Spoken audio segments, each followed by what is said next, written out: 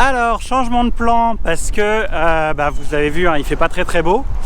Et du coup, on n'est pas sûr de pouvoir faire le voyage dans le sens inverse.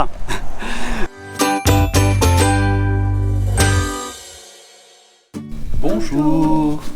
On se retrouve pour une nouvelle vidéo. Et on se retrouve à l'hôtel ce matin. On avait pris une nuit d'hôtel, on avait un petit colis à faire livrer aussi ici, qui était juste le câble allume-cigare de la batterie externe qui était cassé. A priori, ça remarche. C'est passé en garantie avec Amazon sans problème. Et petit déj, alors pas très complet, mais ça va faire le minimum vital de ce matin. Et ce matin, on descend sur la côte. On va aller voir le golfe du Mexique d'un peu plus près. On vous montre tout ça, donc restez avec nous. Allez, bon appétit!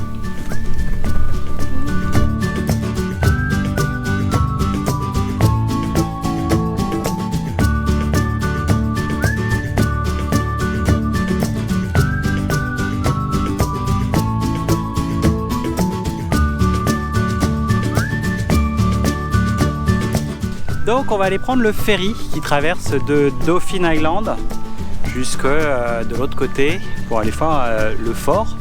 Et donc les prix c'est 6 $ par personne, aller-retour dans la même journée. Et pour les véhicules c'est 15 $ pour les moins de 22 pieds et 20 $ pour les plus de 22 pieds. Par contre c'est l'aller simple.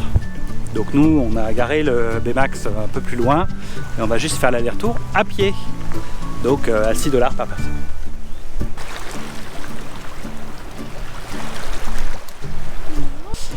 Alors changement de plan parce que vous avez vu, hein, il fait pas très beau. Et du coup on n'est pas sûr de pouvoir faire le voyage dans le sens inverse. Donc on va pas prendre le risque de rester bloqué sur l'autre partie de l'île.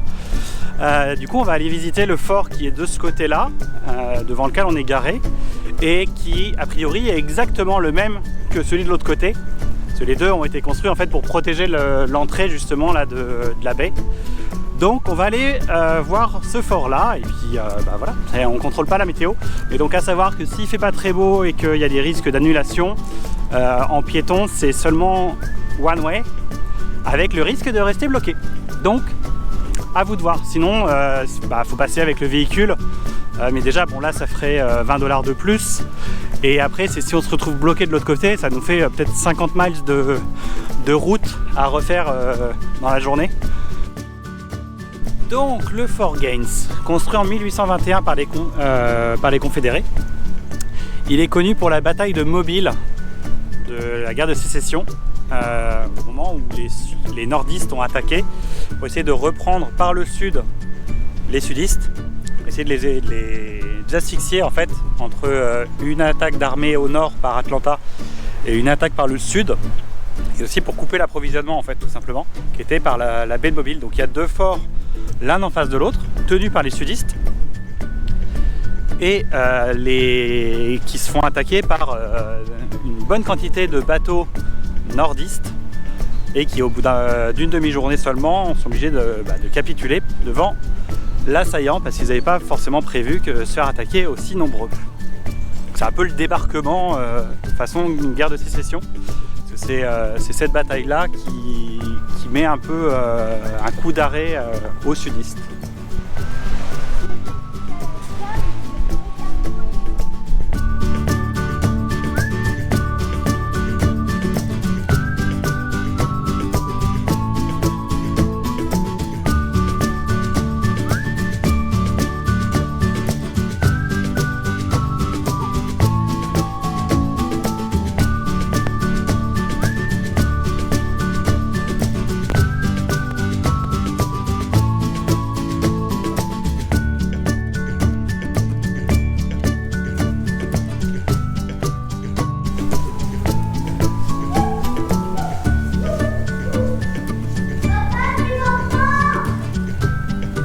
Une des poudrières qui était là, cachée sous les canons, bien à l'abri, pour pas se faire tirer dessus, pas exploser.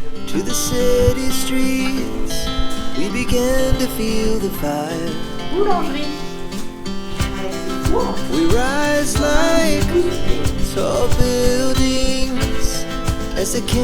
Les latrines, donc 10 sièges pour 400 hommes. Et ça allait directement en fait juste en dessous et 2 fois par jour avec la marée c'était nettoyé du coup. Façon de tirer la chasse d'eau de façon un peu efficace pour 400 personnes.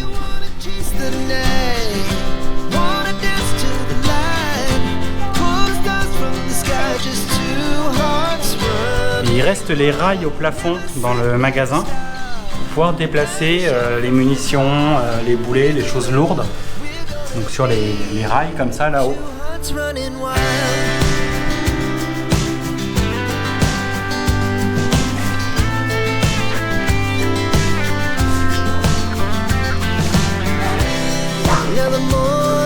La chambre du quartier maître.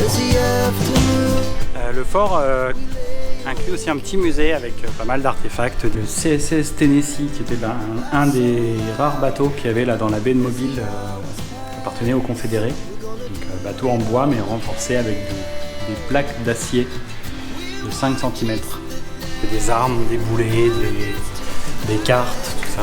Pour reprendre un petit peu l'histoire de toute la zone depuis l'arrivée des Espagnols et même avant, hein, il y a des pointes de flèches des communautés qui étaient là avant même que les Européens arrivent.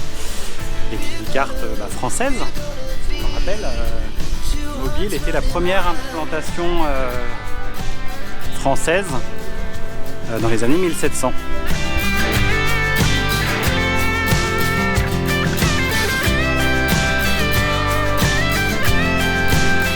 Quartier des officiers, c'était pour une vingtaine.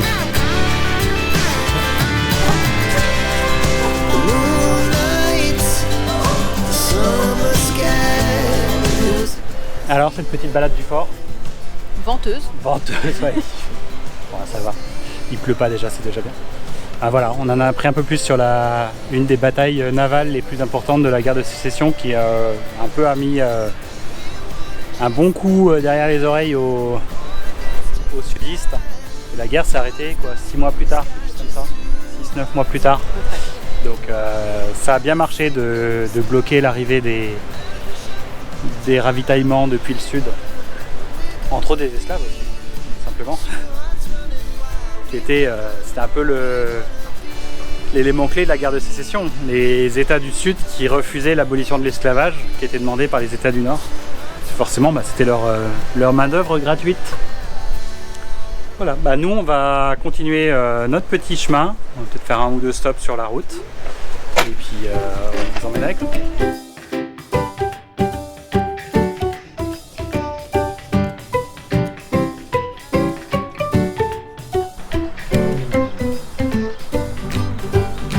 Et nous voilà à Bayou-la-Batterie, Alabama, la ville d'origine de Booba dans Forrest Gump. On va essayer de trouver des crevettes. En tout cas, il y a des crevettiers partout. C'est une ville qui a énormément de chantiers navals et qui est la capitale de la seafood, donc des fruits de mer d'Alabama. Voilà, on va essayer de trouver de quoi manger. Et donc ça s'appelle Bayou-la-Batterie parce que historiquement il y avait une batterie d'armes sur les bords de la rivière à l'époque où les Français étaient en place, d'où la batterie qui s'est transformée au fur et à mesure en batterie. Voilà pourquoi le nom a consonance francophone.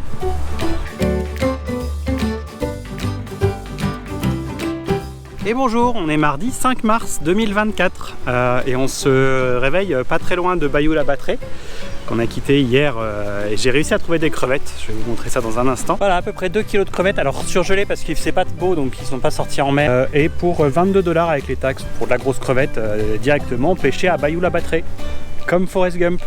Et on était sur un Harvest Host plutôt grand, plutôt sympa avec de quoi se brancher en électrique donc ça c'est bien, ça évite d'avoir à se soucier de la prise, on peut regarder la télé, faire de l'ordinateur sans problème. Et le monsieur m'a même donné une plaque de l'Alabama. Parce que je lui disais que j'essayais de trouver des plaques de partout.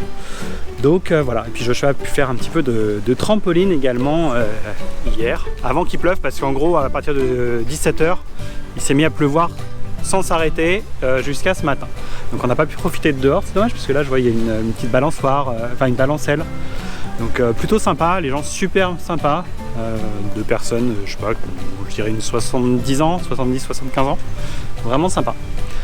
Voilà, n'hésitez pas à demander en commentaire le lien. Salut, ça y est, un état de plus, le Mississippi, où on va y passer peut-être 48 heures, parce que là on est vraiment dans le sud, juste à la jonction là avec l'Alabama, et on va aller jusqu'à la Louisiane. On va pas remonter dans les terres, donc on y est une journée ou deux. On va vous montrer ça là, déjà ce qu'on fait aujourd'hui. Aujourd'hui on n'a pas grand chose, on va faire quelques courses, le frigo est un peu vide. Vous voulez un peu de chips?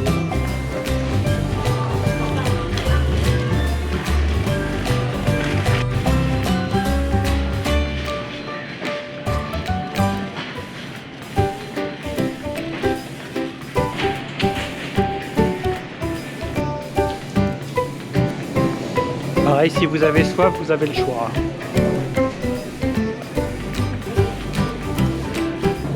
Et ici, les œufs, ils sont au frigo, comme le lait. Ce qui n'est pas très pratique parce que du coup, ça nous prend plein de place dans le frigo. Mais c'est comme ça. Mais tout ce qui est produits laitiers, genre yaourt, c'est quand même assez cher, même à l'unité, certains. Donc, ils sont plus crème glacée que yaourt, en fait.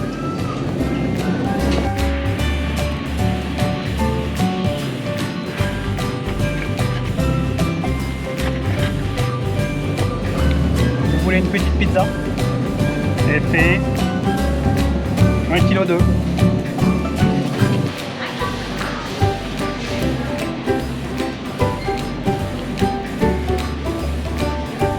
Il y a quand même des fruits et légumes.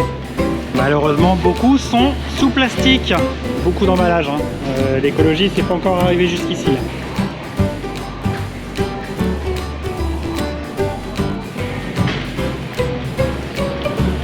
Rassurez-vous, on trouve aussi du Nutella. Bon, il n'est pas donné par contre. 9,87 hors taxe la grande.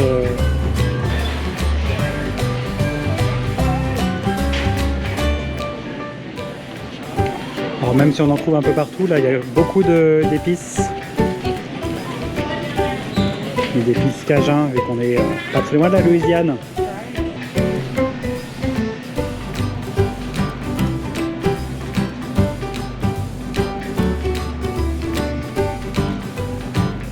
Si vous voulez, il y a des glaces en 1 gallon, 3,8 litres de glace. Ça devrait suffire. Et voilà, un caddie bien rempli. Tranquille quelques jours.